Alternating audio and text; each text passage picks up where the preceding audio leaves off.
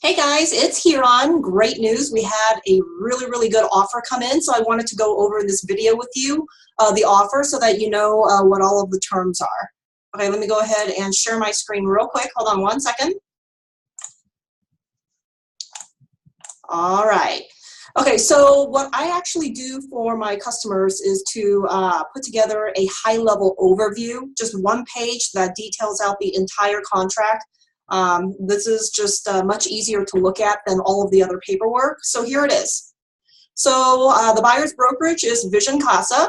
Okay, we actually got more than our asking price. So they put an extra $250,000 on top of our list price. They're not asking you to pay for any of their closing costs or property taxes or anything like that. A lot of the times when buyers write a contract, they will ask the sellers to pay for that. In this case, they did not need to do it at all. Very quick closing. Okay, they would like to close June 8th, which is about a week from now. The earnest deposit that they will give to the title company is $2,000. So on this one, no loan. So no banks involved. Basically, they've got cash on hand. They'll pay full cash for it. They're not asking you to pay for a home warranty, so great. That saves you probably $600. And in Nebraska, buyers always get to choose the title company, so they are choosing a title company called Cornhusker Land Title. And then this offer expires tomorrow at noon. So the personal items that they're wanting you to leave behind is pretty much all the stuff that's at the house. So they want you to leave the stove oven, the refrigerator, the washer, as well as the storage shed in the back. The kitchen, the wood-burning stove in the kitchen, they want you to leave it. And they are asking you to also leave that Craftsman lawn riding mower. That's probably the reason why they wrote it over the asking price. So here are normally the contingencies that a buyer would need to go through. Basically, I wrote in the MLS that this house is sold as is, that we were not going to do any repairs to make it easier on you guys. We don't have to worry about a financing contingency because they're paying all cash, which means we don't have to worry about this next one where it says it must meet VA or FHA appraisal inspections. We don't have to worry about that. No home inspection, no radon inspection, no termite inspection, no home warranty evaluation, no mold inspection, and obviously right before closing they're going to do just the final walkthrough of the property to make sure everything looks in line with the way it does now.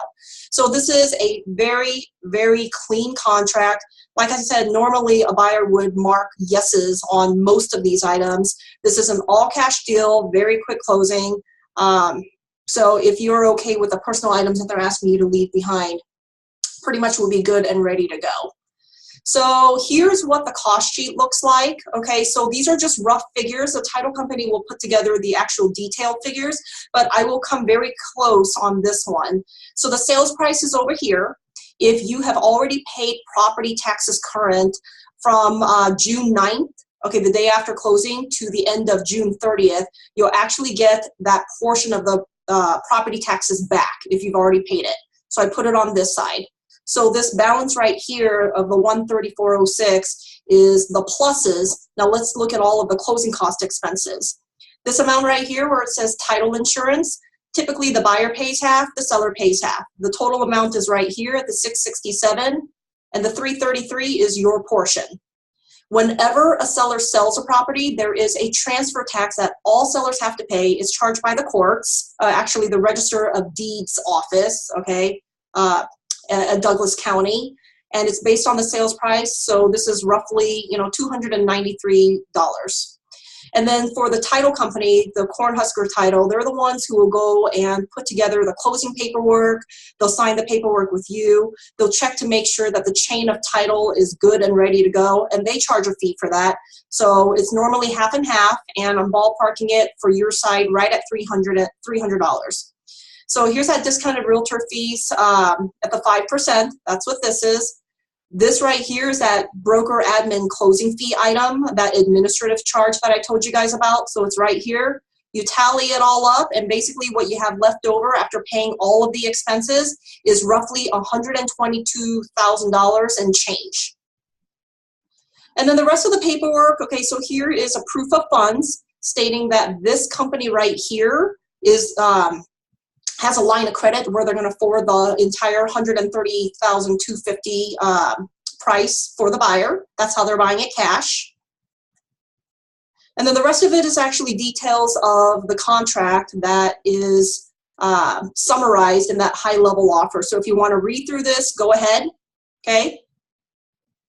It spells out all the details of what I have for you on that first page.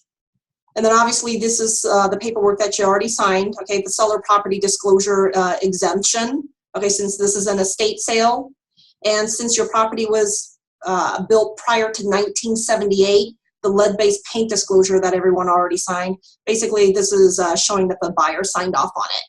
And then here is the copy of the earnest deposit check. So that is it. We have until noon tomorrow, so whoever wants to follow up with me to let me know that you guys have this, and if you guys could talk and let me know. I'm assuming you want to accept this, but any of you are welcome to give me a call.